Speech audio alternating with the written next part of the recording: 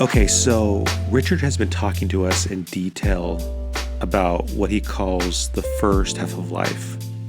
And in the last episode, we talked about chapter 3, which goes into how we begin to understand our identity early in life, how we receive boundaries, how we understand our culture, ourselves. And Richard talks about like how important that first half of life structure is for us and how it can serve us better in life, especially if we are given certain boundaries early in life, right? He talks about like if we have too much freedom and maybe not having appropriate boundaries, that can lead us into certain abuses, maybe self-harming behaviors, maybe addictions, and those types of things obviously won't serve us later in life. But if we were given some sort of boundary rules that help to guide us and prevent us from falling into abuses, like that is kind of an ideal situation, but it's definitely not something that we all have. So this kind of first half of life or identity process where we begin to understand like who we are, Richard's now going to talk about this moment or these moments that begin to transition us into what he calls the second half of life. And these are the kind of the darker seasons, what some people refer to as like the dark nights of the soul. And in this chapter 4 that we're about to jump into is called the tragic sense of life. And so this is like that point where Richard's going to begin talking about this transition into the second half of life. And these transitions or this transition into the second half of life is something that Richard says usually comes from these very, very dark, tragic moments. And what's interesting is as I was studying this chapter, we had here in the U.S. the killing of George Floyd and massive protests, of course, over another black man's life being killed at the hands of the police. George Floyd was unarmed, and if you haven't seen the video, he is being kneeled on by a police officer on his neck, and George Floyd is repeatedly saying, "I can't breathe." And on video, you watch a police officer kill a man. And this abuse of the police has been going on for a long time. There are all these data points showing instances where the police have killed unarmed black men, unarmed people of color, and this has been going on for a very, very long time. And right now, we are in the middle of a war. We have protests going on, unfortunately, on many sides. Some are upset about the Black Lives Matter movement. And we have a lot of unrest, a lot of discussion around racism, prejudice, hate, and a lot of people, a lot of organizations right now are taking the time to think about what are we going to do moving forward. Like, this is a period where we begin to reflect on the things that we have done to help stop racism, to help improve the lives of those who have been marginalized, from those who have been hurt repeatedly by our culture. And talk about the tragic sense of life. I mean, this is the chapter we're about to go through, where Richard's talking about how much tragedy is in our world.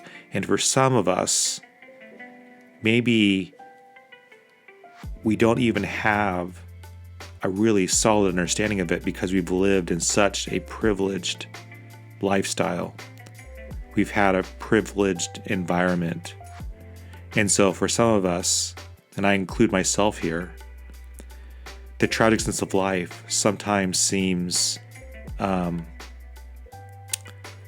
we don't have a deep understanding of it because maybe we haven't experienced tragedy on a regular basis. People of color, people who have been abused repeatedly, their culture has been abused. People who are raised up in those environments understand the tragic sense of life. This is not something new. Like when I start going through this chapter, the idea that life is filled with tragedy and more tragedy is on the way, like that is not something that is surprising. And this chapter we're about to go into is all about the disorder, the brokenness around us, how Jesus came and was drawn to love and heal the broken. And in many ways, that's sort of our job too, right? Like, if we're to model ourselves after Christ, and we see that Christ's work here was spent time with those who are marginalized, that Jesus spent time with those who were hurting, those who were broken.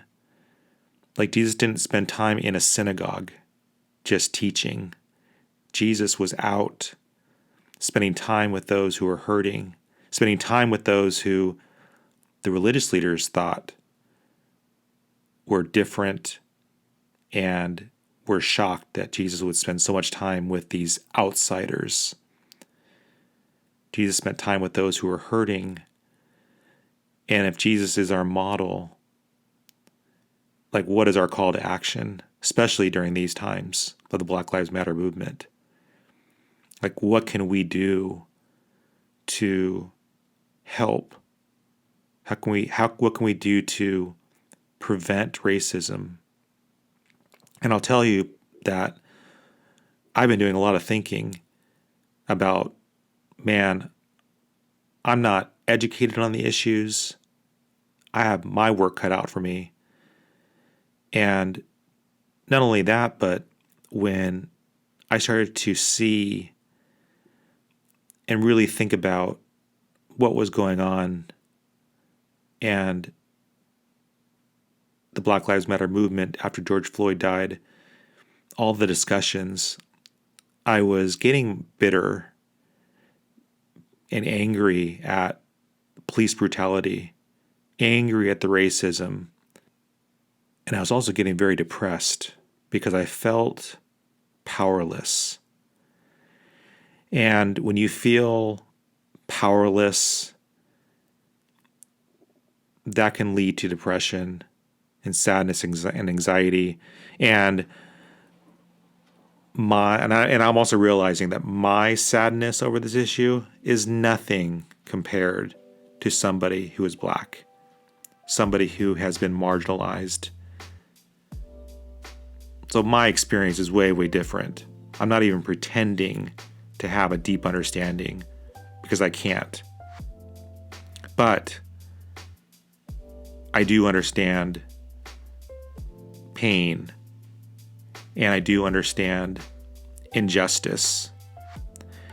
And when I saw what happened to George Floyd, and also just thinking about this is not something new, unfortunately. This has been going on for a very long time. I was getting angry.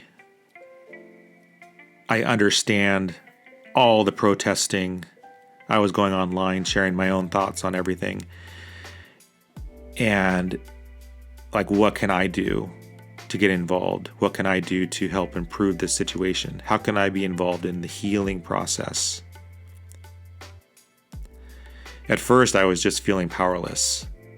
And that's one of the lies we sometimes tell ourselves when we get into difficult situations, is that we are powerless. And whenever I talk to my therapist, she's always reminding me, like, what's the lie?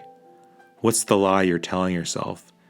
And the lie that I tell myself a lot of times is that I am powerless, that I can't do anything, when actually I can do something. I can be part of the healing process, and I can also get educated. And so that's what I've been doing, is trying to get educated.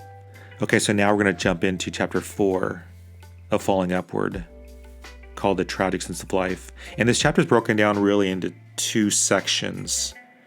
Richard talks about the tragedy in the natural world, and then he also talks about the tragedy happening within the church.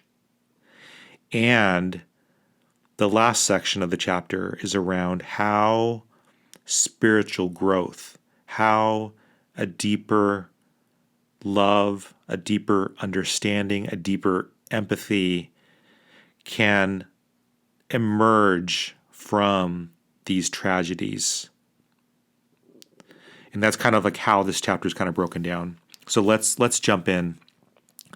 So Richard begins this chapter by talking about what Miguel de Unamuno meant by the phrase, the tragic sense of life, and says, quote, Jesus and the Jewish prophets were fully at home with the tragic sense of life, and it made the shape and nature of reality very different for them, and maybe for us. By this clear and honest phrase, I understand it to mean that life is not, nor ever has been, a straight line forward. Life is characterized much more by exception and disorder than by total or perfect order.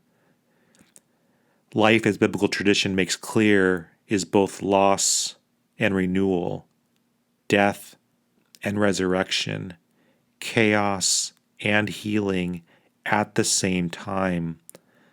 Life seems to be a collision of opposites, period.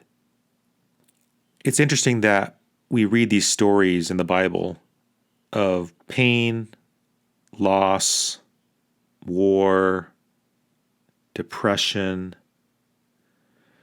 these desert experiences of the saints. And then you also read about the various healings in the Bible. We read about moments of faithlessness. We also read moments of great faith and how people responded in moments of great faith. The Bible's filled with these random stories of these various situations of trauma, crying, praises. And that's something that sometimes attracts us to things like the writings of the Psalms.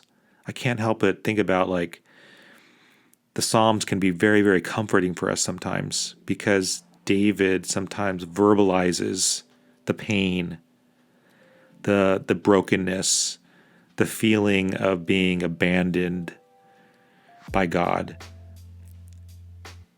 I mean, it's real talk.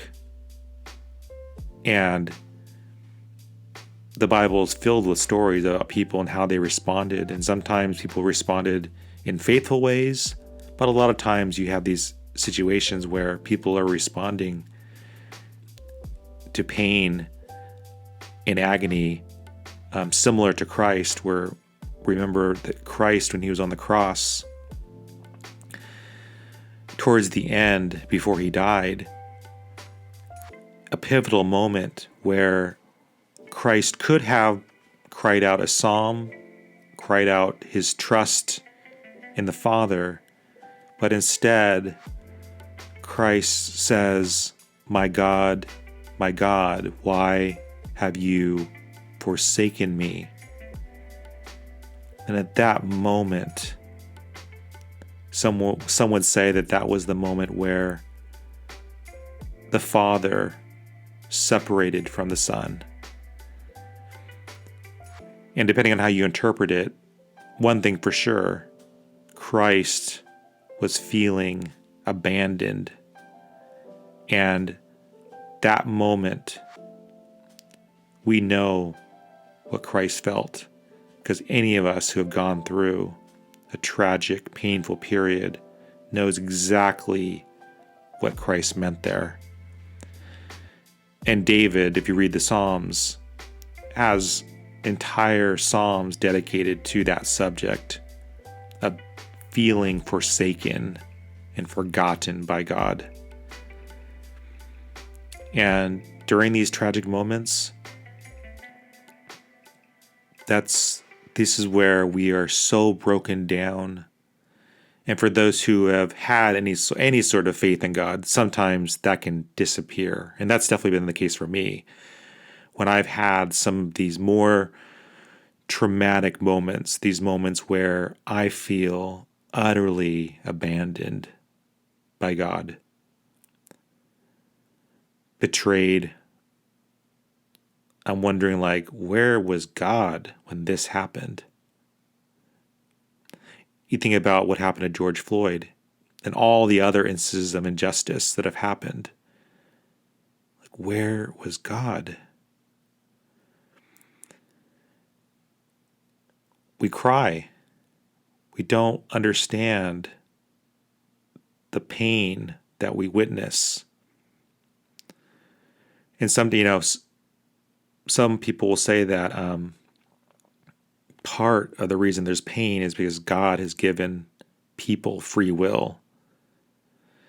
That God allows people to live the way that they want, to do the actions that they want. That's, in order to have true love, there needs to be freedom of will. And so part of that means that there's going to be pain, abuse, but that's nothing that we want. And it's hard. There's no good answer to the problem of pain. And when you experience pain, when you experience trauma, and when I have, sometimes it's very easy and feel very, very justified in just being done with this idea that there is a loving God who cares for us. And when I see Christ crying out, "Why have you forsaken me?" That's the moment. That's the moment of tragedy. Because we realize that we are so broken and feeling so alone. And we're just going to talk about how it's those moments that actually can move us into these phases of deeper and deeper empathy, deeper and deeper compassion and love, if we allow it. Richard goes on and says, life is inherently tragic, and that is the truth that only faith, but not our seeming logic, can accept, period. And I got to tell you that one of the reasons why I love this chapter and these upcoming chapters that are very, very dark, because they're talking about necessary suffering and tragedy, is because I grew up in of course I had issues and I had pain, but I was raised in a very privileged environment, and I didn't encounter a lot of tragedy growing up in a first world country in Orange County, California in the 80s. Of course, I had issues and I had problems and I had some painful moments growing up, but the deep, dark moments that would come later, I couldn't even imagine it because I didn't experience it really growing up. Of course, I suffered from depression and anxiety, but the reasons for that weren't linked to a lot of trauma. The deeper trauma came later, and when it came, I was in for a shock because I didn't think of life as being so tragic. And so when I read these chapters, they resonate with me because I wish I had known that the tragedy, the deep hurting pain, the deep trauma was coming and will continue to come. And for me, the sooner that I could accept it, the better off I was. Okay, so now Richard's going to talk about the tragic natural world. He says, nature is much more disorder than order, more multiplicity than uniformity, with the greatest disorder being death itself. In the spiritual life and now in science, we learn much more by honoring and learning from the exceptions than by just imposing our previous certain rules to make everything fit. He goes on and says, Jesus and Paul tells us to honor the least of the brothers and sisters and to clothe them with the greatest care. It is those humans who are on the edge of what we have defined as normal, proper, or good, who have the most to teach us. They tend to reveal the shadow and mysterious side of things. The exceptions keep us humble and searching and not rushing toward resolution to allay our anxiety, period. We're saying here that we're going to learn a great deal about life and humanity by paying attention and caring for those who have been excluded, those who have been hurting, those who Jesus says are the least of us. And when you look at the situations where people are hurting, wherever they are, and you dwell on that, those are times where we begin to grow in inclusion, in empathy, compassion, humility, and a willingness to care for those who are hurting. Rohr reminds us that Jesus was drawn to those outside the church walls. He says, quote, Jesus had no trouble with exceptions, whether they were prostitutes, drunkards, Samaritans, lepers, Gentiles, tax collectors, or wayward sheep. He ate with outsiders regularly, to the chagrin of the church leaders who always loved their version of order over any compassion toward the exceptions, period. It's interesting that Jesus modeled what inclusion and compassion looks like, while also being critical of those who excluded others, or those who thought that they were better, more righteous, more holy, right? And I always think it's interesting that Jesus, our greatest teacher, instead of spending time in the synagogue with people who would be writing down every word Jesus would say, instead spent his time with the hurting and just loving on them. And that's where Jesus was like modeling exactly what we ought to be doing. He shows us what inclusion looks like. And to me, and if you believe that Jesus is God, like what a beautiful God we have, who loves and wants to heal those who are hurting. And if we are to be Christ-like, and if we call ourselves Christians, like, we have a lot of work to do. We have a lot more work on how we can be better compassion, how we can be more compassionate, how we can be more inclusive, more loving to those who are hurting, to those who are around us, in our family, in our churches, in our companies, the people that we're surrounded with, the communities that we're in. Like, how can we do a better job of being like Christ and being more loving. Rohr continues on this theme of inclusion and how to adjust to the disorder and the failings around us. He says, quote, "Every time God forgives us, God is saying that God's own rules do not matter as much as the relationship that God wants to create with us. Just the biblical notion of absolute forgiveness, once experienced, should be enough to make us trust and seek and love God, period." Okay, so this is a huge point in this chapter, and I had to underline this one and really think about it, especially the line around, "Every time God forgives us, God is saying that God's own rules do not matter as much as the relationship that God wants to create with us."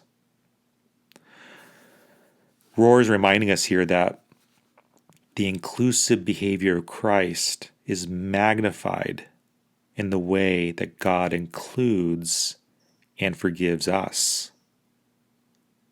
You think about every time we cry out to God for forgiveness, when we're sorry for our behaviors, when we're ashamed of how we've acted, and we cry out to God for forgiveness, like we have such great hope because of His love and His inclusive nature, that of course He's going to forgive us. Of course, forgiveness is in many ways more important than the rule.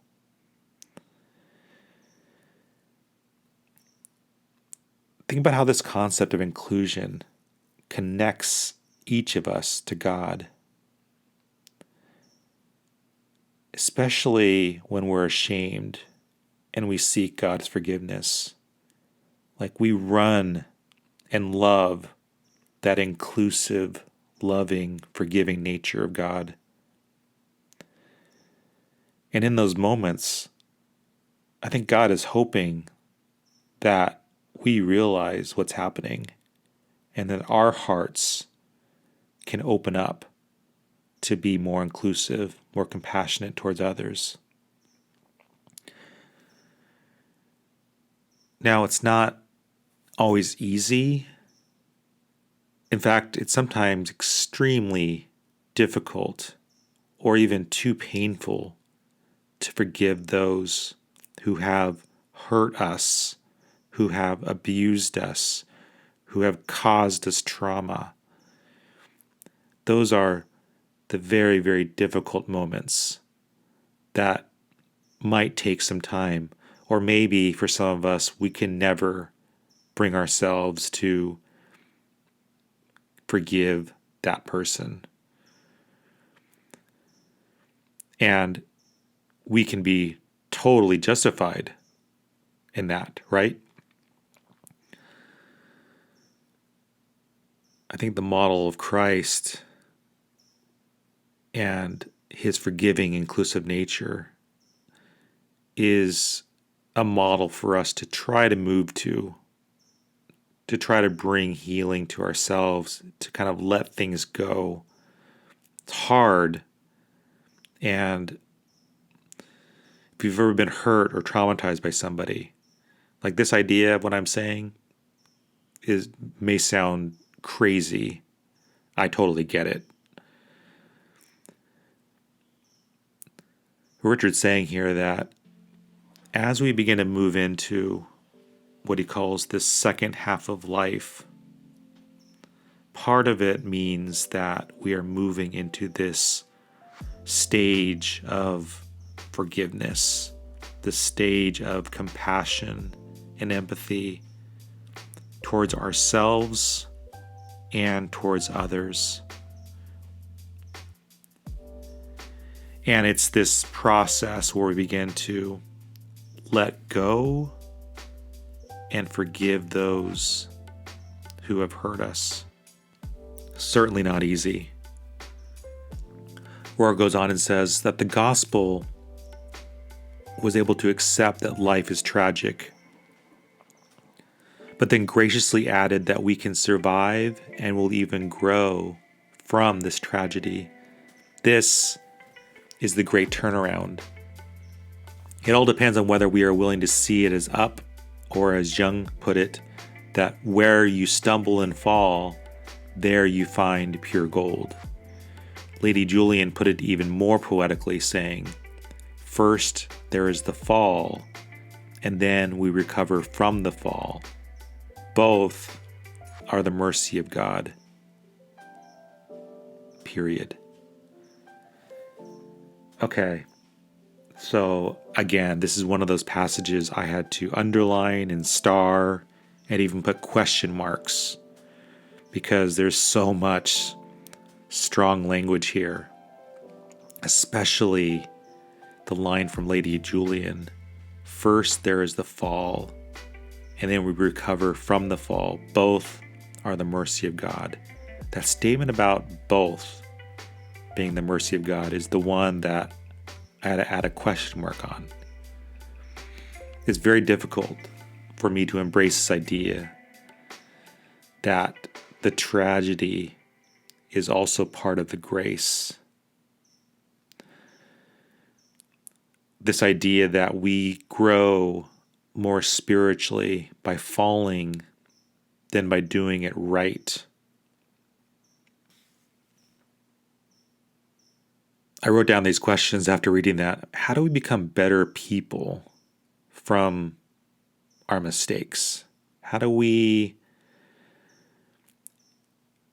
that work? And how do we see God's mercy in these tragic failings or these tragic moments? How do we look for God's mercy in those areas? So obviously I have a question mark next to that statement. And then I sat there trying to think through what Lady Julian was saying and why Richard would quote her here. I think one way for me to understand this is that through our mistakes, through our failings, we can grow in mercy. We can grow in humility, knowing that we don't have it all together. We're not perfect. We can grow in empathy towards others, especially when they fall, because we know what it's like. We know exactly what it's like. And when we see others who are hurting, who have maybe done something that they're ashamed of, they've made mistakes, we know what that feels like. We know what that shame feels like. And it's from our own mistakes and our own understanding of the shame that we can begin to have more empathy. And hopefully, in these moments, grow in more love toward God, for loving and including us in our mistakes. So that's one approach of dealing with mistakes, dealing with our failings, is to look to the mercy of God, look for ways that we can grow, look for ways that we can grow in empathy and compassion. That's one way, but that doesn't always happen.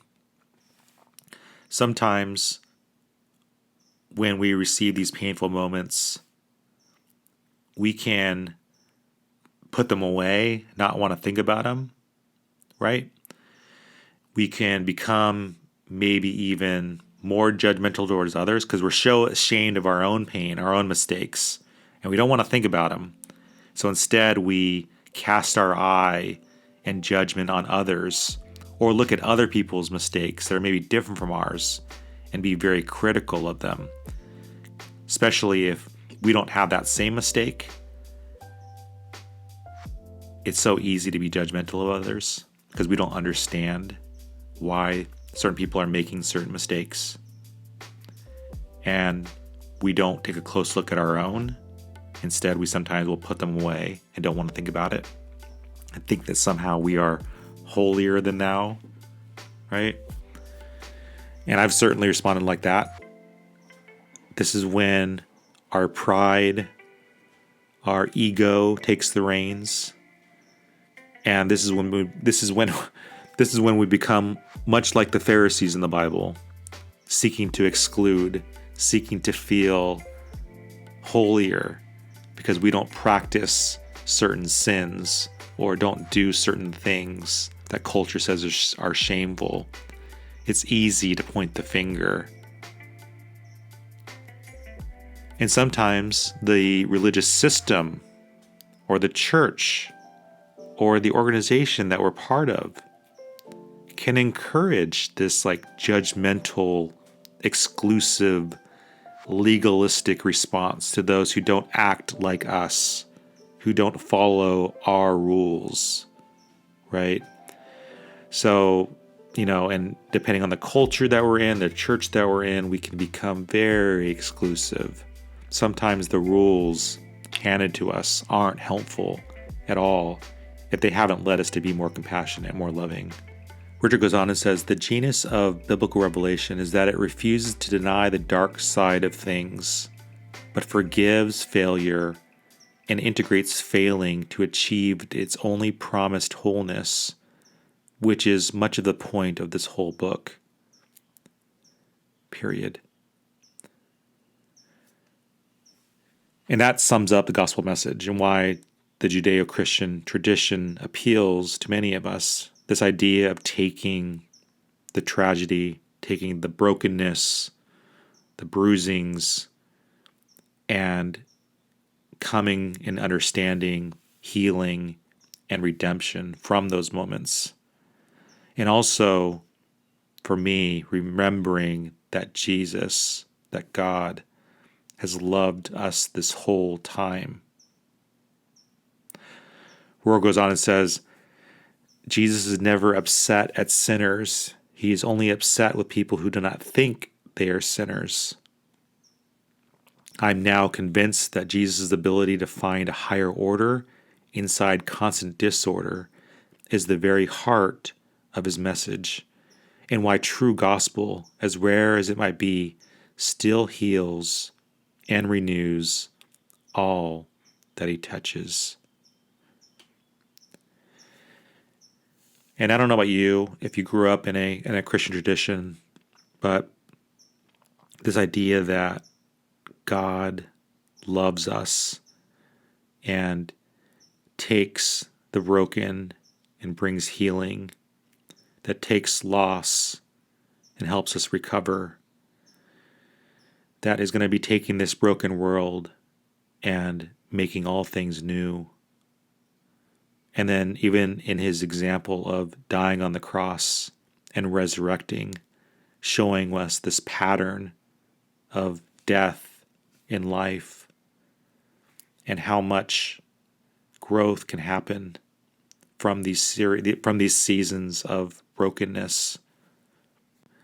Okay, so now Richard starts up a new section in this chapter that he calls the Great Turnaround, which is basically this idea that he's going to expand on around how these tragic moments can bring us spiritual growth.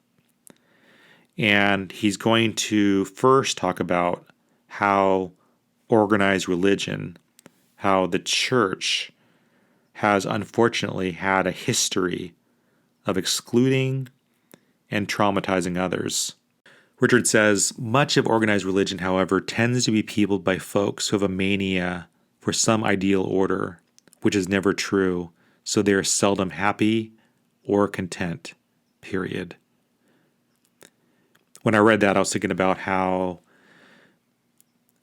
if you've ever gone looking for a church, sometimes we struggle because we're all looking for an ideal system. We're all looking for an ideal church, a place that is somewhat perfect. I mean, obviously, there's no church is going to be perfect, but you're kind of looking a little bit for perfection. You're looking for all the right things before you kind of join that church, join that organization. And some of us will never ever feel comfortable settling down at a church, because part of that means you're you need to embrace everything that comes with it, which it means embracing the brokenness, embracing the disappointments, embracing the disorder, the pain, everything that comes with building relationships with others, right? And so there's a lot to be said about what it means to join a church. And sometimes some of us have no desire to, and there's a lot of good reasons not to, right? Richard goes on and says, quote, "Organized religion has not been known for its inclusiveness or for being very comfortable with diversity.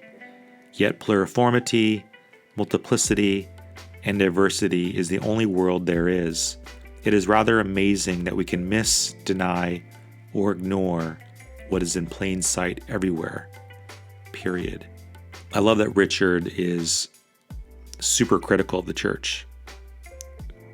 He obviously loves the church. He's part of the church. He's a priest in the church. But that doesn't mean that he's accepting all the brokenness. Rather, he's pointing out the problems, the traumas.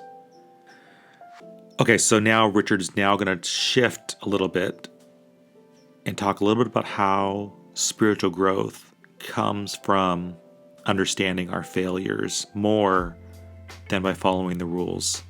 He says, quote, "Sin and salvation are correlative terms. Salvation is not sin perfectly avoided as the ego would prefer, but in fact, salvation is turned on its head and used in our favor. That is how transformative divine love is. We eventually discover that the same passion which leads us away from God can also lead us back to God and to our true selves, period." Some people who have what they call a salvation experience can tell stories, or they can go up on stage and share their testimonies about how their lives were changed, right? And maybe you've heard some of these testimonies around how sometimes the transforming grace of God has helped them to stop doing drugs or something that was harming them, or help them stop doing a certain sin or stop being selfish. And sometimes when you hear those stories, at least when I've heard them, sometimes I'm like, wow, it's amazing that God had brought them out of this horrible situation or this environment or changed them for the better. But I'm still struggling with my own sin.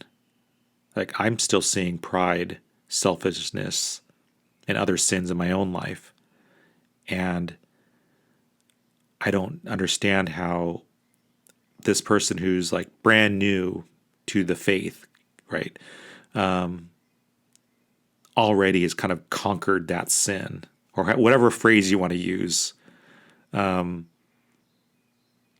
for me, that has led to depression, guilt, feelings that maybe I'm not really a Christian. Because if these people just had a salvation experience and already got rid of certain sins, or at least claiming to be, and I've been a Christian my whole life and still struggling with all these different sins, like maybe I don't belong here. And unfortunately, like some legalistic churches, some churches like feed off that guilt. They create these like artificial rules, these artificial codes or standards on how we should be living.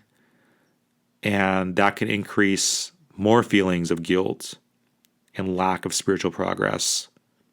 And I think what's interesting is that what Richard's saying in this chapter is that the spiritual progress, the purity, the growth that churches want to see in its members was never about these artificial rules these artificial purity codes, that actually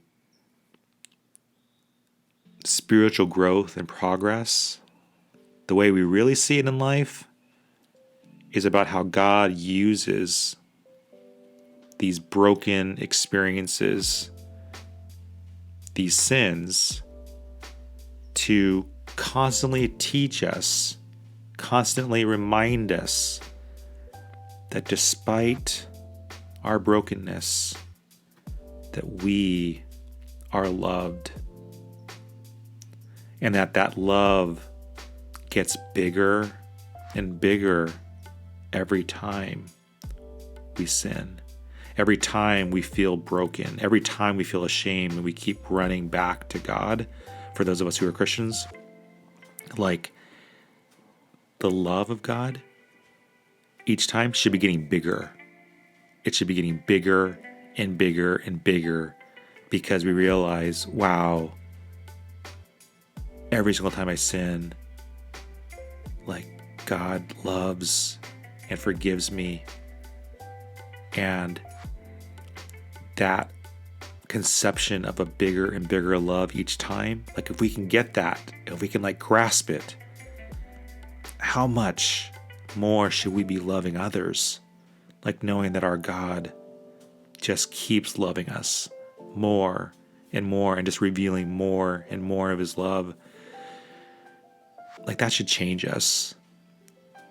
Like I would hope in my life, as I get older and as I make more mistakes and as I sin more and as I run to God for forgiveness, like I hope that I see just more and more of that love, more and more of that grace, like that just gets bigger and bigger and bigger. And that rubs off on me, that I get more and more loving and gracious with my age.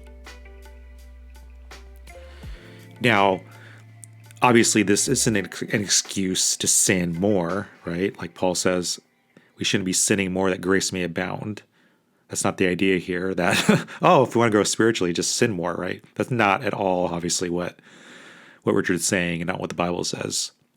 But rather, it's a reminder that when you do sin, how loved you are, how worthy you are. And for me, that love, that acceptance, that grace is what draws me more and more to the Father. And I love that line from Richard where he says, salvation is sin turned on its head and used in our favor. That's the beautiful part of grace and salvation. The trouble is that sometimes we can't accept that idea. We sometimes want salvation to be based on our efforts, our own good works, as if God's love, God's favor can be earned by some repeated task, right? By some act of, if I just do X, Y, and Z, if I pray every day, if I read from this book, if I love these people, if I go to this pantry, this food kitchen, and serve the poor, like if I just do those things, then I'm going to gain more favor, more love from God. But the message of the Bible is that God already loves us. And it's that deep love that hopefully motivates us to do more good works. We're not doing good works to earn God's love. We're doing it in I think, a response of a thankful and grateful heart. And also because if Christ is our model, like that's where we need to be. We need to be following that example. Richard goes on and says, quote, we clergy have gotten ourselves into the job of sin management instead of sin transformation. If you are not perfect, then you're doing something wrong, we have taught people. Our mistakes are something to be pitied and healed much more than hated, denied, or perfectly avoided. I do not think you should get rid of your sin until you've learned what it has to teach you. Otherwise, it will only return in new forms. Period. Okay, so when I first read this, I was a bit confused, and maybe you want to disagree with Roy here too, because we're focused on the sin management part, right? After all, what's wrong with clergy instructing us on spiritual growth by discussing ways on how we should be living holy lives? That's part of the job of a pastor, right? But Rohr's talking about here is about the legalism or the perfectionism that can sometimes emerge within churches. And personally, in my own experiences, these are the churches that are focused primarily on discussing ways to avoid the sins that we see, rather than the deeper underlying sins. The sins of pride, sins of selfishness, coveting. Those are the ones that live in all of us. But sometimes churches don't focus on the underlying sins, like the root sins, the ones that really matter. Instead, they're focused on these more external sins. When instead, really, they should be focused on the root. Because at the end of the day, our problem sometimes is our own selfishness, our own greed, our own pride. Like, that's the root. Another interesting line is when Richard says that we shouldn't get rid of a sin until we have learned something from it. And that's another one where I was like, huh? What? Why not? I don't understand why Richard would say that. And I think the idea here is that simply stopping a specific sin for the wrong reason probably won't last long. And may even, like Richard's saying, just emerge even stronger, once the reason for stopping is seen as not valid or it's not useful anymore. Richard says that we are more likely to eliminate certain sins from our life once we learn why that particular sin is harmful to us or others. And for some of us, it can take these rock bottom experiences before we get the message, where we finally see how painful, how hurtful that sin is to either us or to others. I think this is a super complex topic, and churches will disagree on how they should be preaching about sin from the pulpits and how to effectively preach about sin. I think one of the points here is that Rohr is suggesting that we, the church, and I think all of us, need to emphasize love, grace, and compassion more than anything else. Because after all, God is love. God is gracious.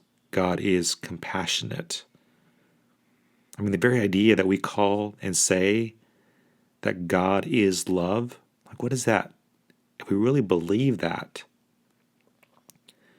then if I'm going to err, if I want to make a theological mistake, I'm going to err on the fact that God is loving, that God is gracious, that God is compassionate. That's where I'm going to err.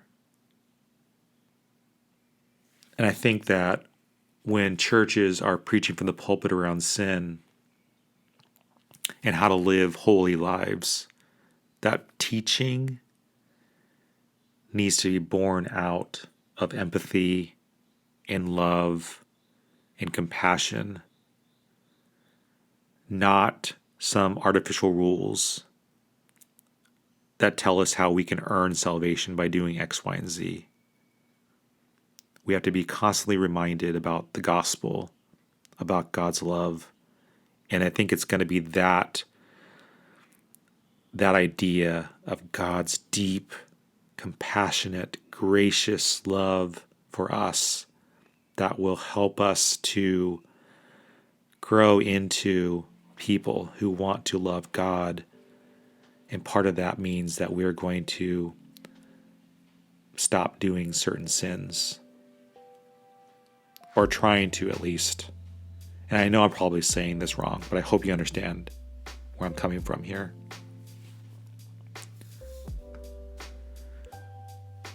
So Richard then ends this chapter talking about compassion and talking about how Christians and those in the church sometimes can't be compassionate and forgiving to others until they've done that for themselves.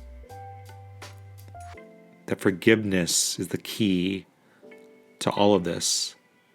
Richard starts to go in on the church here, and he's going to talk about some of the savage and horrific ways the church has allowed certain sins, certain horrific sins like racism, slavery, sexism, all throughout history, right? The church has participated in the Crusades, the Inquisition, and for any of us who call ourselves Christians, we obviously condemn that and say that that was not Christian behavior. That has nothing to do with the church.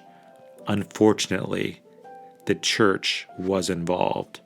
People who were clergy, people that were in the church were part of these horrific things. Richard says, quote, "We could not love the imperfection within ourselves or the natural world, so how could we possibly build any bridges towards Jews, Muslims, people of color, women, sinners, or even other Christians?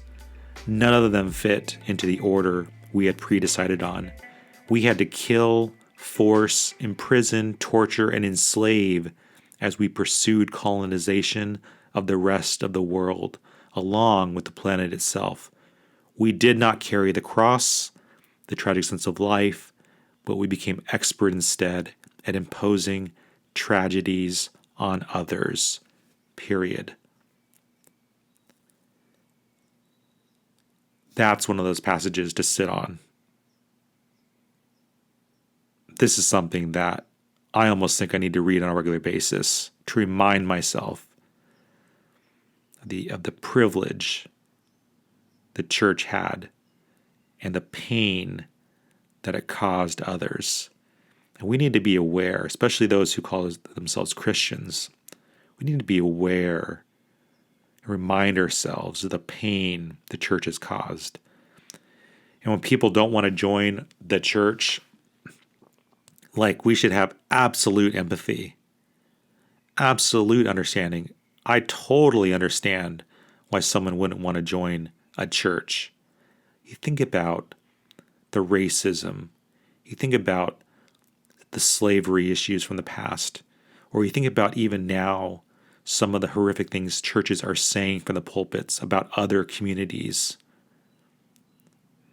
Exclusive behavior. Churches saying that they follow Christ, who is love, but then hating on those who claim to be part of the LGBTQ community or whatever community they decide is imperfect. Like, that's not Christ. That's not love. And this is sometimes why I'm ashamed to even say I go to a Christian church or I call myself a Christian, because there's so much baggage in that language. I don't want to be associated with those who are excluding people, who are hating on people. these hate crimes, these oppressive behaviors, the murders done in God's name, the church sat by and didn't condemn the slavery. Of course, there were pastors that did. Of course, there were churches that did. But you think about America being this Christian society, right? This Christian founding fathers, or whatever you want to say. Like, really? Like, I don't really see Christ and love in the way that our country was founded. The injustice, the racism, the horrible slavery. Like, that has nothing to do with Christ. And so when people say, like, America has this Christian foundation, I'm like, where do you see that? Just because someone says they're a Christian? Just because they put God on a currency or claim that God helped found the principles of the nation? Now, no doubt there are certain rules in place that come from the Bible, but when you look at these horrific examples of the inequality towards women, inequality towards people of color, it is mind-boggling that we would say that America was built on Christian principles, because I am like scratching my head going, huh? We got to question that one. Rohr says, we became experts on imposing tragedies on others. And, unfortunately, we can look at this and say, like, well, that was the church in the past, like the Crusades, the Inquisition, or when we had slavery in America and that was accepted by churches or certain churches. Like, that was just certain churches, or that's not my church, or that was the past. Well, I keep thinking about the ways the church continues to harass, demonize, and oppress those that are outside the circle.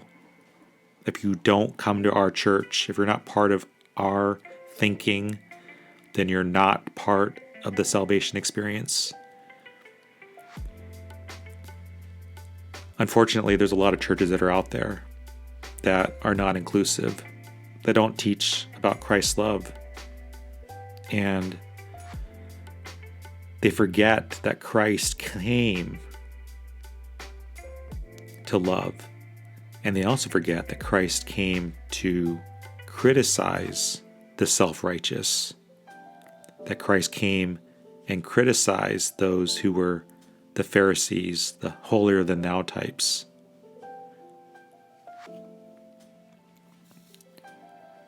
Richard goes on and says, the tragic sense of life is ironically not tragic at all, at least in the big picture. Living in such deep time, connected to past and future, prepares us for necessary suffering. It keeps us from despair about our own failure and loss, and ironically offers us up a way through it all. We are merely joining the great parade of humanity that has walked ahead of us and will follow after us. Period. Rohr says that understanding that life is filled with this failure, with this loss and tragedy, and learning from these tragic moments, and learning from those who have stumbled and failed before us, which includes the church, especially the church, that will give us a path forward, just knowing that concept. Richard says, quote, the tragic sense of life is not unbelief, pessimism, fatalism, or cynicism. It is just ultimate and humiliating realism, which for some reason demands a lot of forgiveness of almost everything.